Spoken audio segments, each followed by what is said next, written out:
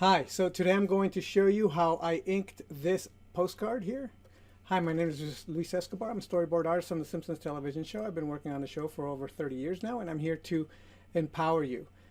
So I'm going to very quickly show you how I inked this postcard, but I think I'm going to be talking specifically about shape and design today as I do so.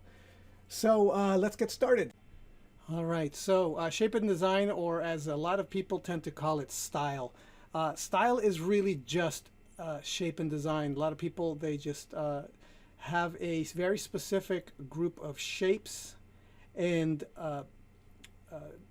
design formulas, or what's another good way of saying it?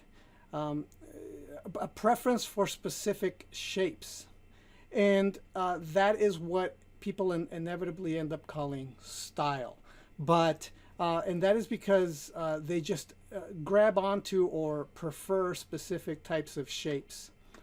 And once you understand that design is in fact simply just shapes and design, you could start experimenting specifically using shapes and design and style.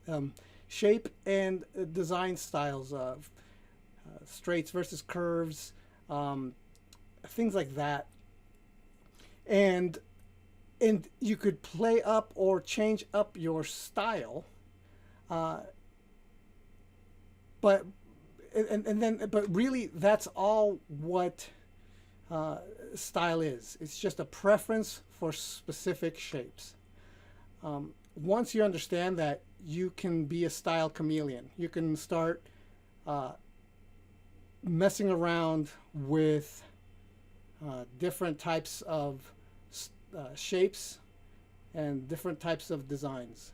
Design is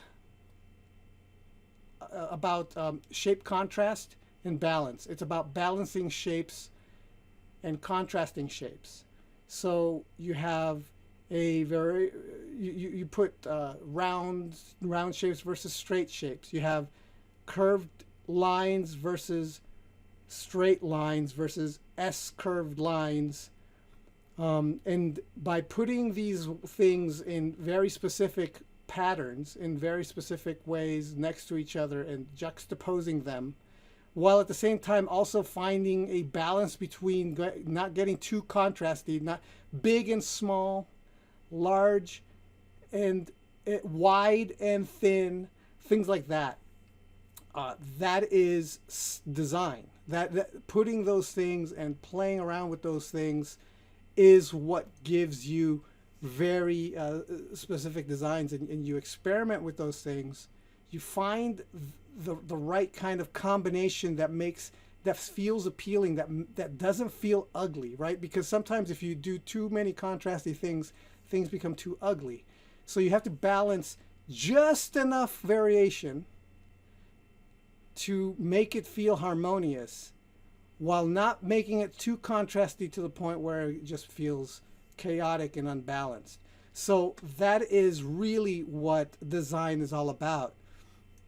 And that goes into shapes, like what are the shapes you are going to decide to use. So when I tend to do these drawings, what I tend to be thinking about is all of that all at once. So the shadow shapes that I'm using have to have a certain amount of contrast between each other. There has to be some straights and curves. There has to be some big masses and small masses. Things have to come to a small point. Things have to be varied just enough. There has to be simplicity and complexity in the right kind of combination, so that it's not too much of each, but it's just right. And then that sort of experimentation, that sort of, okay, maybe this, maybe that, I'm going to go here, I'm going to go there. That's what makes an interesting design. And then when you do this consistently and you tend to use the exact same shapes over and over and over that you've played around with and designed throughout many drawings, that tends to become your style, just because you have a specific preference to very specific shapes and very specific combinations of those shapes, which you've taken a long time to design, even if you've done it unconsciously. So it's kind of almost the missing. It's the missing sauce sometimes when you're being very academic, trying to draw forms and stuff like that. You have to also come up with a graphic, two-dimensional play of shapes and designs. So thanks a lot for watching. I hope that has been helpful, and I'll talk to you next time. All right, bye.